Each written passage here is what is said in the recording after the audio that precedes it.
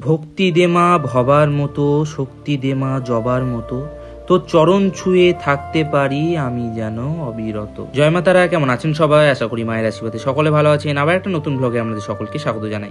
আজ হচ্ছে অমাবস্যা তিথি। অনেক দাদা দিদি অনলাইনের মাধ্যমে আমার কাছে পুজো পাঠিয়েছেন। প্রথমেই চলে গেলাম মিষ্টান্নের দোকানে, পঞ্চ মিষ্টান্ন মায়ের পুজোর জন্য নিয়ে এলাম। তারপর মায়ের জন্য সুন্দর মালা নিয়ে এসে একটা সুন্দর পুজোর ডালা সাজিয়ে নিলাম। তারপর মায়ের পুজোর সামগ্রী নিয়ে চলে এলাম মায়ের গর্ভগৃহের বাইরে। তো চলুন গর্ভগৃহের মধ্যে প্রবেশ করা যাক।